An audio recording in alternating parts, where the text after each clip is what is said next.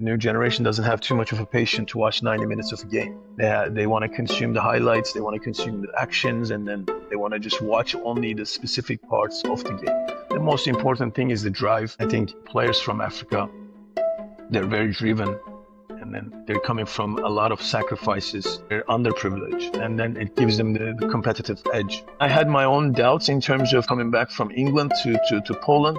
Obviously, I have to be honest, because you always think about if you can impact. I'm very competitive. I tried to analyze if I can just support the organization and take it to the next level.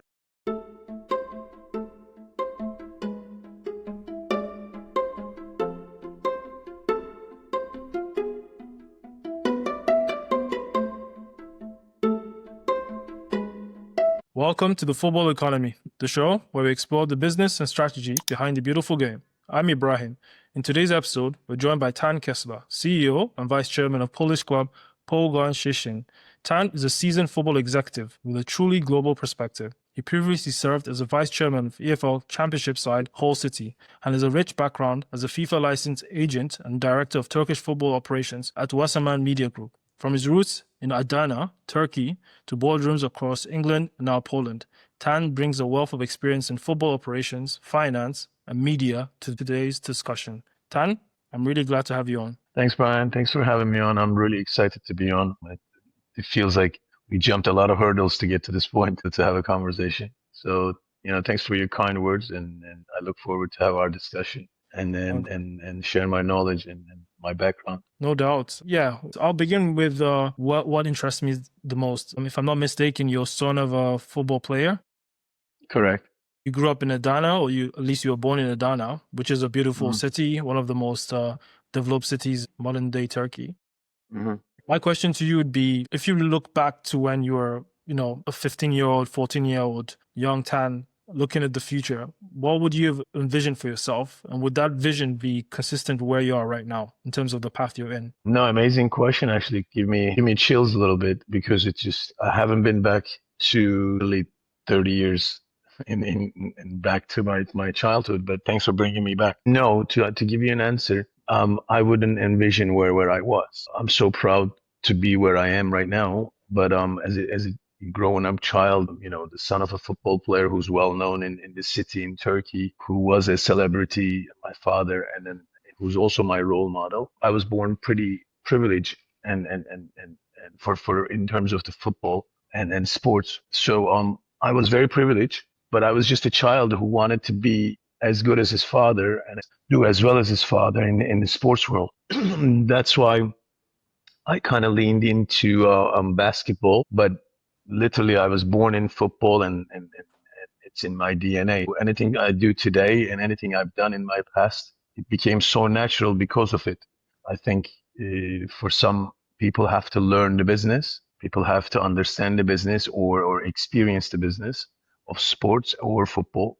In my case, I was very privileged because I kind of lived through it for my entire life, and all my decisions were very instinctive and well calculated and well lived through, I should say. Yeah, looking at your background, your career specifically, it comes across to me that you're a man of deliberate action. So it seems like you're always thinking 2 steps ahead. You have like a strategy, not that you follow it completely, but you're agile, you're flexible in that sense. But it comes across to me that there's always a plan in place wherever you're in. So the question I'm posing to you in this sense is, given that you have experience or you have exposure as a mortgage broker in the US, you studied in the US. Actually, interesting facts, if I'm not mistaken, you also studied probably for a year in China. Is that true? Yeah, half a year, yes. It was an exchange program, half a semester. And I was in Tsinghua University for the MBA exchange program in collaboration with my university. Yeah. So right before the actually Olympics, it was probably the best experience in China.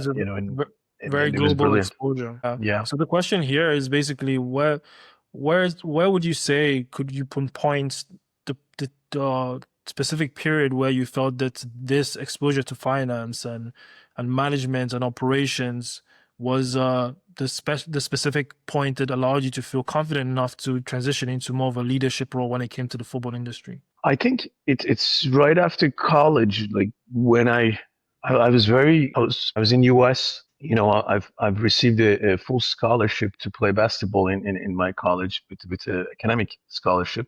And then therefore I studied business and I wanted to test myself in the business world. But I've realized it's just, while I'm learning a lot of things in business world, my passion, my entire ambition was to be part of sports or in the sports industry. So I knew that I wasn't going to be a coach like my father in his latest career because it required a lot of technical understanding. But I was very fortunate to know a lot of business side of the experience.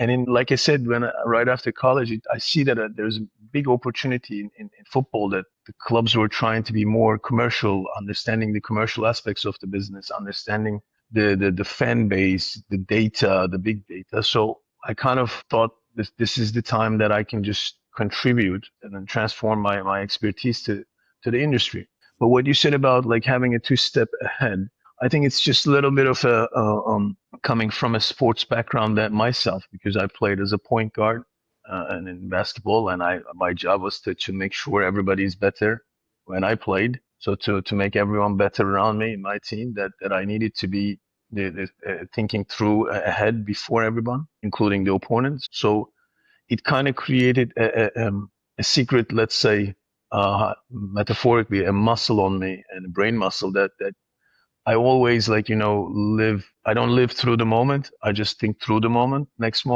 step, next day. Every day is a new day. Therefore, like coming back to your question, I think it's just it's so natural for me to just come up with what's next. So, and every time I do something, I plan it for a certain period of time, but also I plan B, and also I plan the C as a evacuation plan in per se. So it's important, like in business to be, some people call it exit plan, but for me, it's not an exit plan. It's just to understand if there was a situation, how I can combine it with it and make the success out of it. And we are kind of missionaries, in sports. In today's sports, whether you're a football player, whether you're an executive, whether you're a coach, everyone starts to work as long term, but it's always like based on the results and then the performance. So you always have to think through, like, if it doesn't work, what happens, or if it works, how can I take it to the next level? So it helped me out growing in football federation. It helped me out in the agency world. It helped me out in EFL. It helped me out with club acquisitions. That was the most I think successful skill that I have, that I know where to step out and where to step in. I can seize the opportunity, but also I can seize the feel the threat where I need to just move forward to the next target or next project. Right. And your entry into the football industry, if I'm not mistaken, came through the Turkish Football Federation. I mean, the first thing I'll ask there is where would you say is the opportunity? How did the opportunity present itself? Was it organically, or was it through people you may have known, or was it just the fact that you as yourself, as you say, you're always thinking, you always have a plan in mind? How would you paint how this came about? I can tell you the story part of it, which I'm sure that our listeners and viewers would appreciate. It's actually my football federation experience is my second one. To just not to correct you, but just elaborate a little bit. While I was studying an NYU sports management program in masters in New York, I've gotten a kind of a job. Started with internship, then turned into part-time, and then they became full-time within very 1 year, because of my background, I should say. And it led me to a football federation position. So I've discussed this before, but it's not many people know about this. When I was in NYU, and I've always envisioned to be part of NBA, Basketball Association. It's because of my basketball background.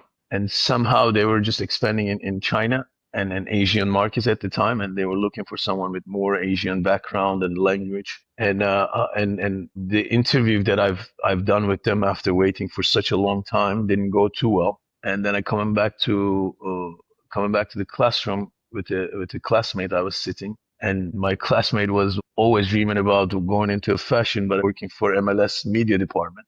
And she said, I know that you interview. How did it go? And I said, look, it just didn't go too well. She said, why don't you try to do, MLS, Major League Soccer, because they're expanding, and we've been in the class for almost a semester, and then you always talk about football, your background. I think you would fit amazingly And literally she said, can I suggest you for the operations department? I was like really interested and really excited. Literally within my first interview, they hired me as an intern, and then within a week, like 2 weeks, they decided to keep me as a part-time. And 2 months after, they hired me as a full-time as an assistant to the operation manager. So I overseen most of the operations that's been done in MLS from the main office perspective. Then within that same 8 months into it, we organized a friendly game as an MLS between Turkish national team and US and in USA. And obviously I'm from Turkey. They said, could you please help us out on the Turkish football face side with the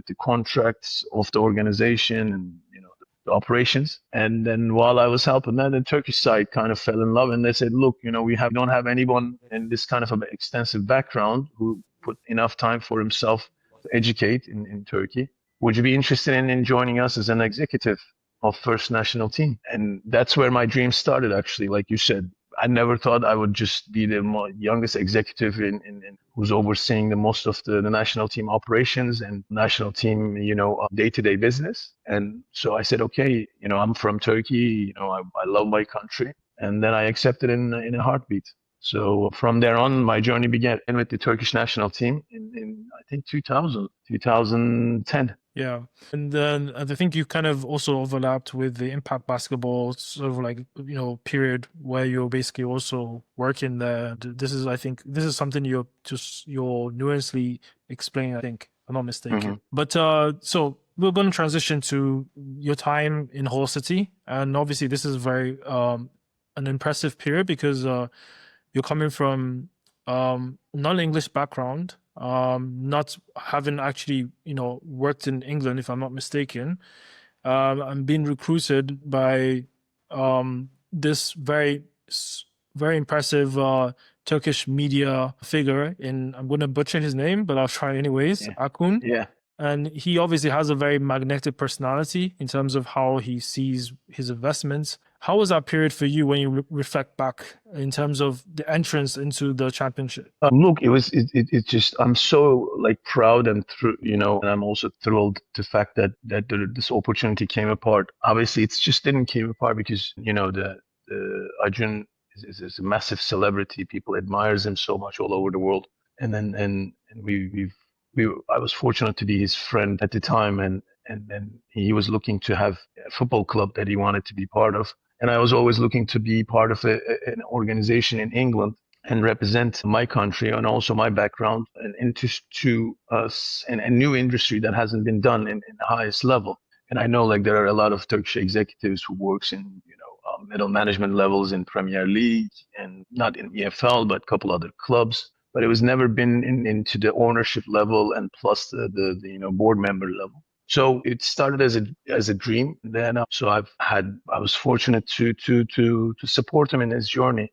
Believe it or not, it's 3 years. It's just ups and downs. I think it was a big challenge to bring fans back, so which we established. And we've had amazing journeys, missed out on playoffs with one of the most talented players in EFL and Premier League. Liam Delaps, Jadon Philogene, Jacob Greaves. These are significant players now going to be playing in Premier League and players of the years for EFL Championship. So it was an amazing journey. I mean, I have to be honest. Going back, it's given me the great exposure to the English football. And while I was doing that, I was fortunate enough to be elected to EFL board of representatives, championship representatives, and understand and learn the English football and history of English football and the structure of English football as well. Yeah, well said. But in terms of the EFL, it's very competitive. Everyone is well aware of the financial intricacies of that specific league or leagues. What would you say, looking back now, were your focus in terms of the operational priorities when you came in? What were you trying to keep as your first to-do list in terms of what you should be trying to tackle? Going back, actually, as an EFL board, are you asking, or is it just from the championship perspective? Okay, from a Hull City perspective, I don't want to get into obviously too many details because if I had taken a new role in an ownership role in Pogoń, so it's important for me to explain the current phase. But yes, to answer your question, the biggest challenge was the fans, to bring back the fans. Then the second one was to create a sustainable models for the club while competing with the parachute payment clubs. And the third one was to be able to deliver the result to the fans to trust you as a foreign ownership. So that was the most important part for us, I think. And in the end, we tried to figure out a way how to play and what kind of football philosophy that can motivate people and inspire people to come to pitch, and then support our club. So that was the most important steps that I had to achieve as an executive. And it was quite challenging. But I think going back, these three pillars were not only the success story, but also, in my term at least, but at the same time, biggest challenges. Yeah, you mentioned the EFL board. You are obviously selected to represent Hull City to become a board member there. Now, if I ask you now, what was the focus for you when you came in? Like, what were you trying to implement? What were you trying to, in terms of support, were you trying to bring as a support mechanism? And if you look back now also, what would you say was the most proud moment of your time during that period? As far as EFL, it was very important because EFL is a very old organization. That's, having said that, as a year-wise, but the people who are in EFL, in terms of the board, they're very brilliant people, and they have been working really long time in English football and to improve the brand of EFL, the brand of some of them worked in Premier League in the early days. So it was very important to come in and fit in for them. Obviously, I was fortunate. The clubs trusted me. 70%, 75% of the clubs voted for me to be the championship representative. But I think the reason for it was I was the newest generation. I was very outspoken, and one of my biggest traits are to, I think, unity. I can create unity and build people, and I can go into a room and get people to agree on something and move people in a way. So I think they've given me opportunity to be that young kind of a blood, or young kind of a motivation. I did have a lot of lack of knowledge in terms of the past because I'm not from England. And I'm not born into English football, and I had to read through and understand the dynamics. But at the same time, I had a strong opinion about parachute payment. I had a strong opinion about how the clubs are being run, and some of the things that we can explore in terms of increasing the value of the league, and also the clubs, the commercial value of the clubs. So I tried to bring that in, and they were very receptive. It was a short period because I had to obviously took another journey and kind of step out from my journey. Excuse me. Yes.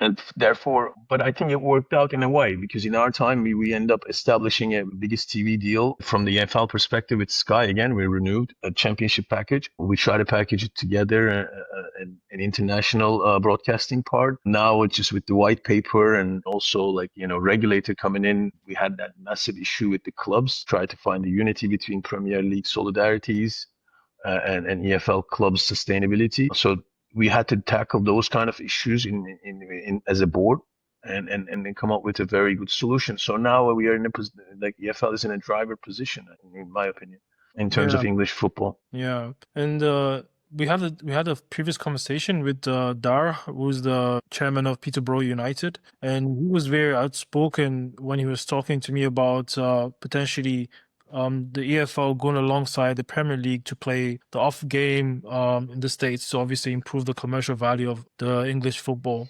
specifically in the EFL side of things. What's your take on this? This is something that is positive for the commercial value of the league itself, but the other side of things are obviously the fan concerns, the logistics of it. How sustainable is it? What's your opinion on this? I think it's very important that we have to understand, because the current commercial TV deal, I should say, with Sky is extremely, almost double the amount of money, but also double the amount of games being broadcasted. So we have to see how it's going to impact as the fan attendance, match day attendance. So if it impacts negatively, then we're going to see that while we're making revenues from the TV, we're going to be losing revenues from the match day gate receipts. So to protect the game's integrity and identity, I think fans are critical. Therefore, that could be a threat, in my opinion.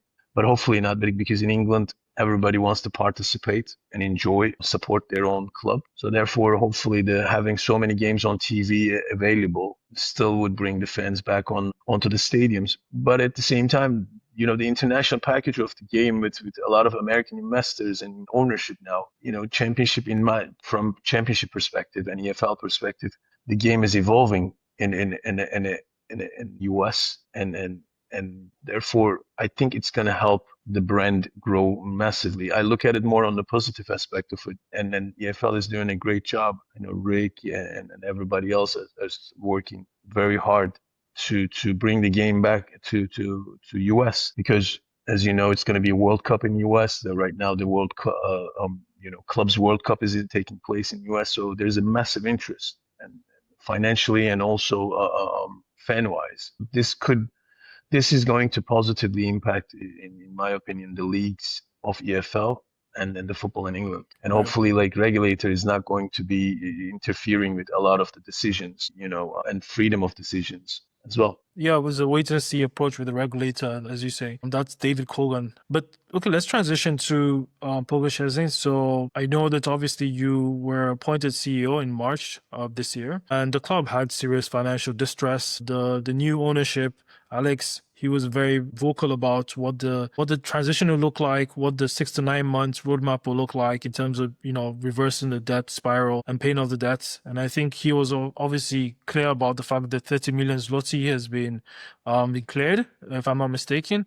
Can you walk me through what's your motive for joining this Polish club? Besides the history, besides the fans, as you've obviously mentioned, the fan base was one of the reasons why. And can you also try to paint a scenario where you see Pogoń Szczecin being a dominant force in not just Polish football, but as you obviously one of your goals is to make sure that you're participating in European cups? Well, it's quite an interesting journey. I think with all respect and credit to Wrexham and a couple other those in Netflix, ours could be quite probably watched if you were to put together the story, even for the journey of 6 months, to be honest with you.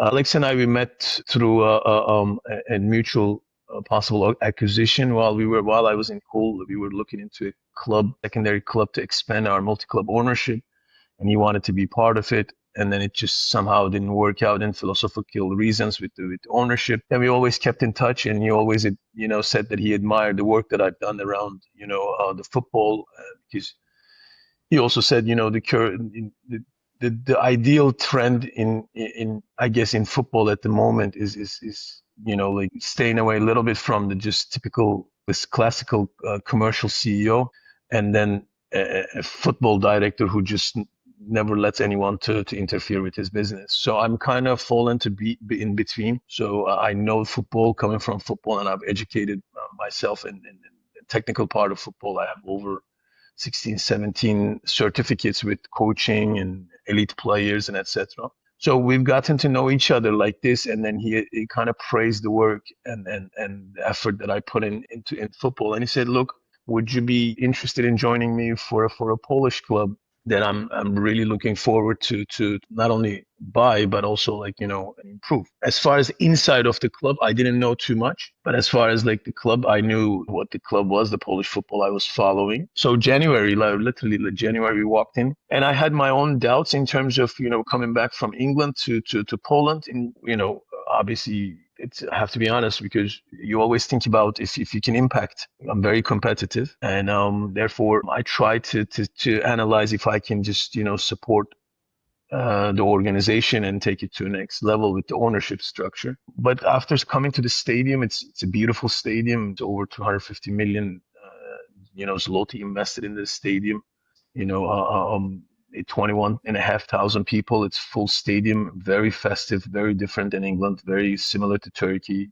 The fan base, and I realize in Poland, the management, how they look at the clubs commercially, is very traditional. And I said, okay, my background in US and my background in England, and being a global citizen and understanding this football business internationally could be well received in Poland. So that made me accepted the project. And of course, Alex is very entrepreneurial, and he's very motivational and very positive, and he wants to be successful. He wants to be driven. So he given me the opportunity, and he said, "Like, why don't you join as an owner as opposed to just a CEO and then a board member?" And so I've joined it as a small ownership as well. So I have, it's kind of like it became our own project per se, rather than just someone who flew from a different country and then tried to improve the club. So I became part of the club, and I became in the club. I'm in the club.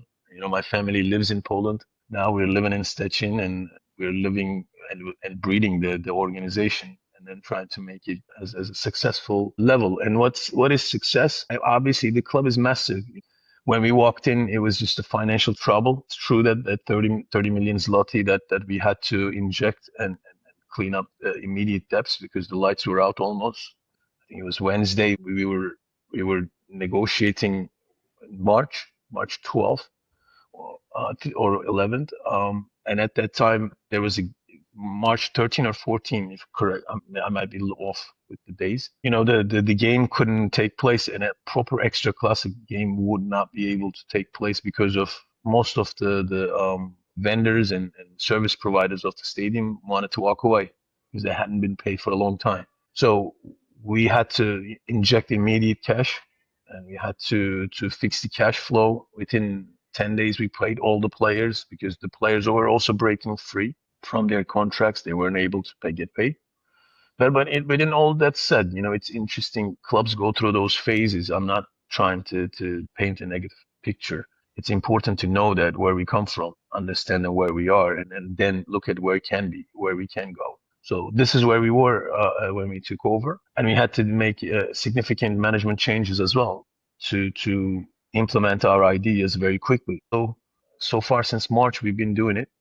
We had some, ups and downs. We had amazing moments. Cup final, lost to Legia 2 years in a row. Never done in history of 77 years of club's history. Club never won anything in terms of the championship title of Extraclasse or whether cup final, but they had been in the cup finals. So our goal is to just give that kind of a legacy moment for the club, and then also make the club sustainable again, not just for a couple of years, make it more sustainable so that we can continue to compete in Extraclasse for top 3, top 4, or winning the title, and then go to European competitions regularly. Because look, our club, to me, now that I'm living with the organization and being part of that organization, and it's the best club in the world for me, because this is how I am. When I commit to a project, when I commit to an organization, I will think of it as the best organization in the world. So that's how I feel for our organization at the moment, for Pogoń Szczecin. But at the same time, we have to accept the fact that we are one of the emerging clubs still in the football world, comparing to all the Champions League level clubs. So to get to that level, we have to be doing all the smart things, investing in our club, creating a successful squad, but not just overspending money, but at the same time being able to sell players, develop players. So, and being able to manage our revenue streams from TV, from sponsorship, from gate receipts, and use it wisely on the pitch, so that we don't, in 2 years, 3 years, what happened it won't happen the same. What happened in the club before won't happen again.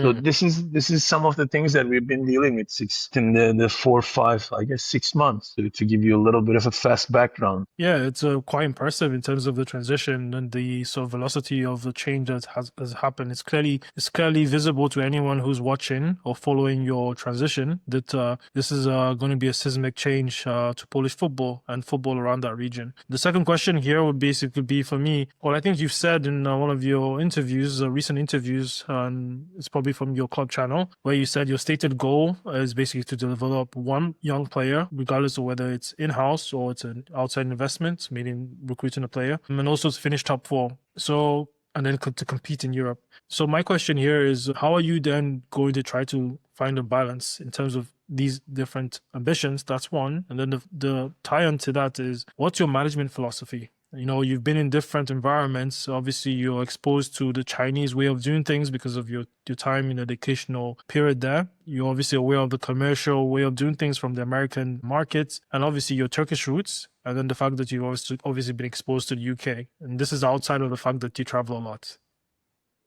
No, it's like coming back to our management strategy, like a philosophy. Mine, it's itself, Alec has his own because he's more entrepreneur. He's more aggressive, and he wants to do things quickly and impactfully. But my philosophy is like, obviously I'm from Turkey, so we are very brave in terms of, everybody's brave, but in terms of Turks, we are like very adventurous. We explore things, so I'm open to explore new things and new ideas. I'm open to ideas all the time. Coming back from England is there's a pragmatic and traditional part of it that I implement in my philosophy, where, like, certain things, caterpillars of the organization and philosophies has to be set before you adventure. Like, the sails needs to be strong enough that before you go on to the longest journey as the ship. So, and coming back from US, it's very, and educated in US, it's very important to invent and revise things. So, like, as a management, there are some things, and also understanding the Polish culture. It's in Polish culture, it's kind of if it's not broken, don't fix it. But in US, if you're not impacting the current situation, then you're not needed. So I'm combining all these kind of and philosophies together for Pogoń to come up with, okay, we're going to be brave, we're going to be very transparent, we're going to be open, and we're going to make mistakes, but they're going to be all honest mistakes. But at the same time, we're going to try to dare to explore different opportunities to improve the club's revenues. We're going to improve our relationships with the community and the fan base and also stakeholders. And then, as a football-wise, we're going to have to try the unpredictable part of the game. The game is so predictable at the moment. Alex sits down in front of me because he's very analytic. So he sits down and reads all the stats and tries to come up with this, a conclusion about a player, about a game, about a league. But it's not like this. There's a significant psychological and physical, aspect of the game. So that's the part that's unpredictable. To give you an idea, it could be the best player in the world, but if he hadn't slept for 2 days and then no one knew about it, I think once you find out and then watch the game that he played after two nights of not sleep, you would probably say it impacted his game negatively a little bit. So these are the small details that we also want to use it. On the other hand, as well, like, we want to give chances to the players who are kind of either reject or had not seen or had overseen kind of kind of like underdogs, so that we can create that unpredictable performance out of them and giving them opportunity to play that then they haven't been given in the past. They hadn't been given in the past, so they can come in and help us succeed and win titles or win European competitions or represent us in a different level. So my philosophy is a little bit like this: being able to dare things, less calculated risk, but use the unpredictable environment or moments for our benefit. But at the same time, having and targets and a route map as well too. Yeah, it's a very clear sort of like strategy, and no one can discount the fact that you've been very transparent from the get-go. And also Alex himself, he's very vocal on Twitter, X. But I've seen the feedback from the fans, and they're very passionate and excited about the new ownership and what you have in store for them. So kudos to you guys. So I mean, I've seen also that there's some progress in terms of the stadium naming rights, which is I think under negotiation for now. You guys have said that you'll be sharing revenue share with the city of Szczecin. Mm-hmm. I really want to understand what is the thinking that has went into this in terms of like the revenue share. And obviously this is clearly because you want to have a community build. You want to have buy-in from the community. You also want to have a community to focus. What's the thinking behind this, and how does this return investment back to you? Like, what's the ROI in this in the long run? Look, it's just the stadium is built by the city, thankfully, and then it's in state of art. So we walked into it 6 months ago, and then the negotiation had been done and agreed with the previous ownership in terms of the revenue sharing and etc. We have nothing against it, because it's the people of Szczecin's money that built the stadium. Giving back to this is our anyway. It's our motto.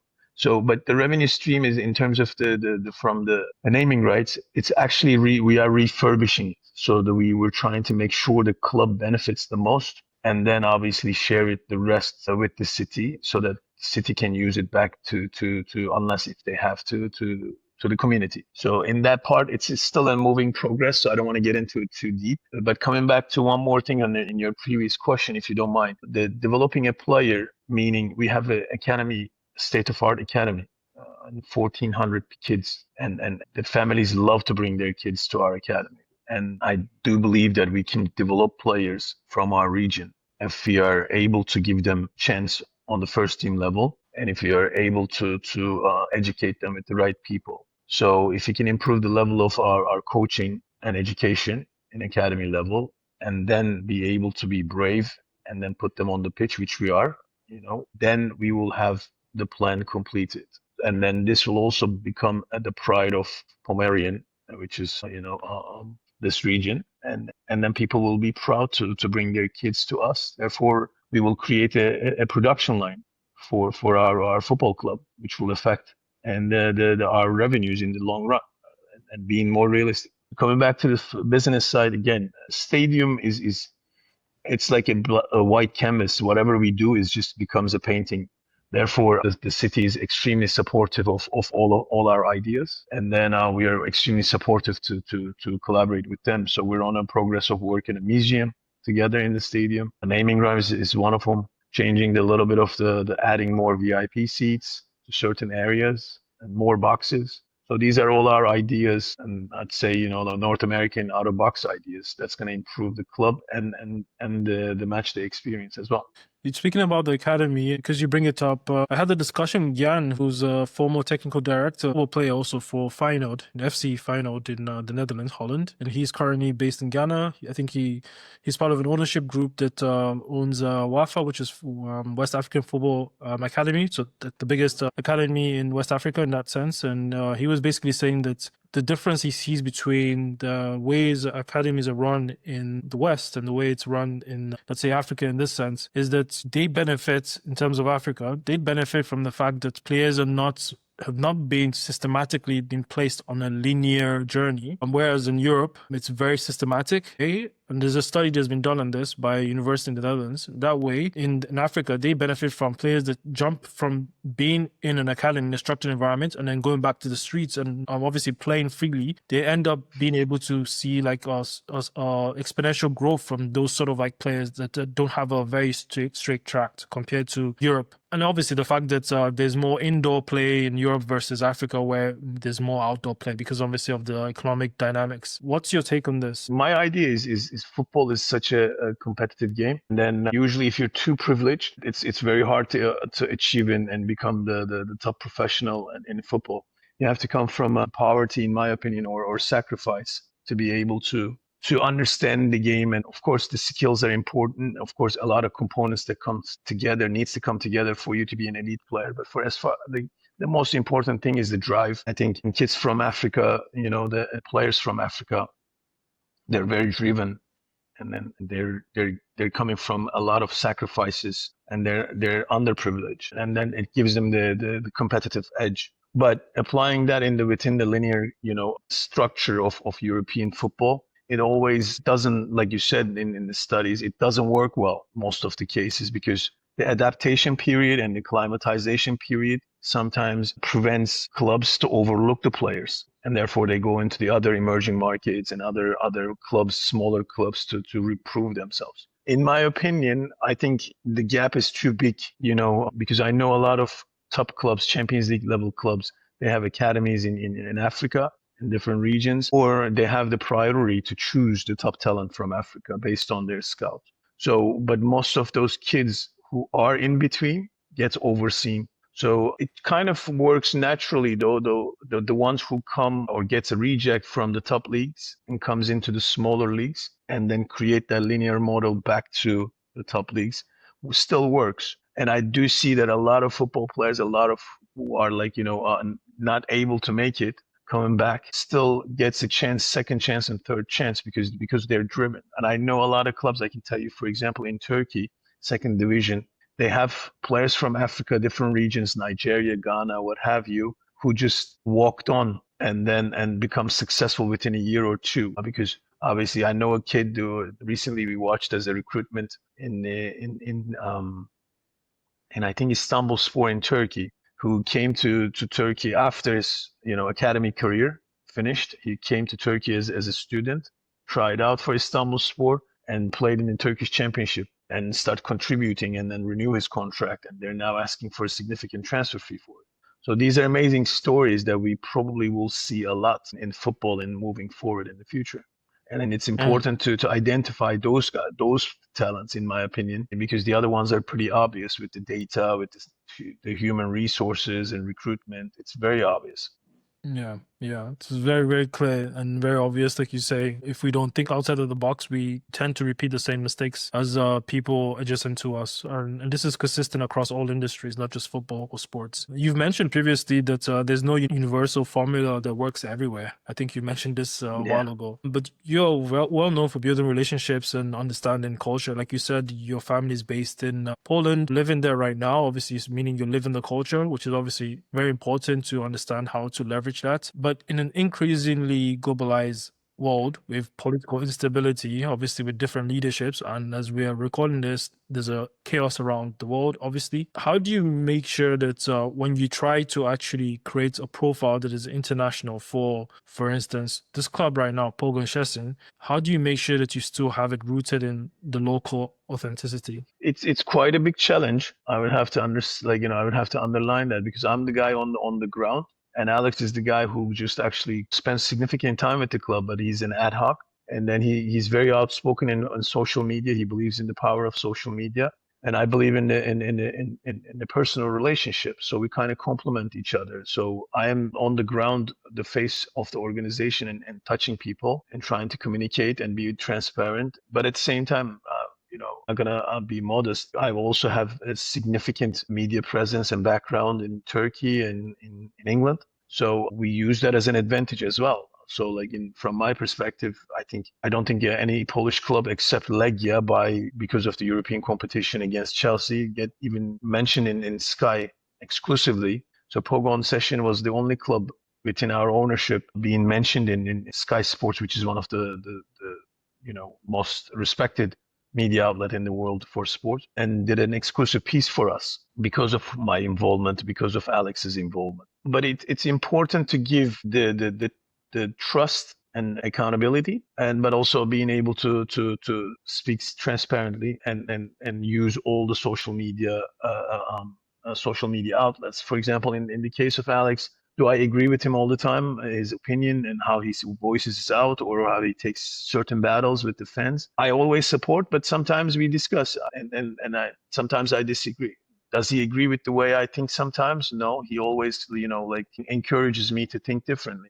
So I think we combine a very interesting, unique management style together, and that Poland hasn't seen. But that doesn't mean that there's definitely a plan behind it. It's not just, it's not a kind of erotic, chaotic, I should say, approach. We're very balanced in a way. So with my way of saying that, to the club our club has been exposed to international media because of our background, and it will continue to do that. So thankfully to you, for example, it will be reaching out to a lot of clubs in Europe and different parts of organizations, different parts of countries. It will continue to do that. So with Alex's background from Iran and Canada, it's North American, and my involvement in FIFA, executive club management program that I'm participating. Most of legends, football legends knows it. And then the club CEOs knows what Pogoń and which club is Pogoń, or how we do the business. Everybody knows each other, but not everybody knows how the business gets done, or the business models. So we do it now. I think if the club not only domestically is strong, and we're trying to create that international brand as well. Yeah. I mean, I myself, I lived in Canada for 4 years. I went to school there, so I do understand Alex's dual sort of background, being Iranian, which obviously is known for being very confident, and obviously very smart. And then with a rich heritage and being Canadian, which obviously has its own reserved nature and a mellow way about doing things and very polite way about doing things. So it's very interesting, the like background he has going for him. But in terms of the football side of things, when we talk about fan and engagement, you're a football executive. You've been in this game for a long time. How do you see the fan sort of like experience evolving over time in football? Well, I think it's going to continue to evolve, but in a way that we have to convince people now come to the stadiums. You have to convince the new generation to come and watch football, because if you look at it with technology, the new generation doesn't have too much of a patience to watch 90 minutes of a game. They want to consume the highlights, they want to consume the actions, and then they want to just watch only the specific parts of the game. So we have to, increase the match day experience with different attractions and more technological advancements in the stadiums, I think. But it's a big challenge, but still football is very unique, It's very unpredictable still. If we can express the unpredictability and the identity part of the game to our fans, they will definitely buy into it, whether they're too young or too old, or different generations and generations X, Y, Y, Z. They will definitely follow it, because in the end, football clubs are not just badges. It's just they're the pride. They're and people still want to be part of something successful and something important, or want to associate with people, friends under same roof. So we have to go back to the basics still, and then express it differently and openly to our fan base and the younger fans who are going to be part of the club. So this is probably the challenges, but at the same time, is an opportunity as well. Yeah, well said. Well said. We'll transition to the quick fire round. So basically, I ask you a question and you give me your first instinct response to it. All right. So the first question to me here would be, looking back at your career, what would you say was the biggest mistake you've made in management? Like when I go back I don't look I've said this, and I've always said, I don't regret. I take lessons. So like when you say biggest mistake, I've done many mistakes, many decisions, because we are put into a position I make decisions every day. So have I done mistakes in terms of the making transfer negotiations? Yes. Have I done some of the mistakes and decisions that affected a negative impact of the organization? Yes. But I think looking back, every mistake that I made, I can openly tell you that nothing specific. I've taken lessons, and one of my biggest, I think, skill is to coming back, from my mistakes very quickly, recovering back from my mistakes really quickly. And I would say that to everyone in football: if you want to be successful, you shouldn't be getting stuck with your decisions. You should be able to change your opinions very quickly if they're not working out, so that it won't lead you to a mistake. Well said. The second one would be the best advice you've received early on in your career. I will tell you, I had so many good advices, but I will tell you the one that keeps coming to my mind really recently, because we are in the transfer window, like we're doing a lot of negotiations. And during my agency days, a very good agent and respectful agent said to me once, he said, in football, people see each other twice. And so whatever your first impression could cost you a lot of money in the second impression, or could save you a lot of money in the second meeting. So I've always valued that, and I say to myself, whoever I meet is a relationship builder. I always wanted to leave a positive impression that in the next round, because I know that we will see each other in football industry. It's a small industry. That I don't want to be in the position where the other person is very hostile. And then the third question would be, well, if I was to ask you, I know that Adana kebab is obviously very delicious, and I'm a foodie myself. I'm checking from your social, I think you're also a foodie in a way, versus Polish fried rice. Which one would you have, in a very chill afternoon? I'm in love with Polish food. I'm not even gonna deal with the significant everything about Polish food. Even where we live, that offers the best strawberries and best the gross, like vegetables and fruits. So I'm in heaven. The only thing I have to be honest and confess, I'm quite privileged being in Szczecin in Poland in terms of the food versus England. and in terms of the the grow, like the whole vegetables and healthy living part of it. Yeah, I've lived in London, so I do understand what you mean by the difference. So the final question here would be, what book has impacted you the most over your time of your career? It does not have to be related to football. It could just be about any industry. I will tell you right away, just because it's been such a long time ago, I have to read it again. But I kind of know it. It's The Elusive Fan, and which a professor of mine who recommended in a sports marketing class in NYU, and still in the first place in my library, and I've recommended to hundreds of people to understand the psyche of a fan, and to understand how you can, whether regardless of any sports, any kind of a sports industry, that organization you were in, how to retain your fan base. I think it was like a Bible to sports marketing, in my opinion, or just eye-opening for me. Thank you so much. And yeah, Tan, thank you so much for being on the Football Economy. It was a pleasure. It's actually a privilege to be in here, and thank you so much for your amazing questions. I hope I try to answer them as honest and as best as I can, and our viewers and your followers would benefit from that. And if I, I'm also privileged to be part of it. Thank you so much for that opportunity. Awesome. Thank you. And that was Tan Kesler, CEO and Vice-Chairman of Pogoń Szczecin, a very, very inspirational football club based in Poland. And I look forward to watching the transition and the goals being met by Tan and his team. And that's it from the Football Economy. It was a pleasure. And if you'd like to see more of these episodes, please subscribe, share with like-minded football followers, and see you until next time. Have a good one. Take care.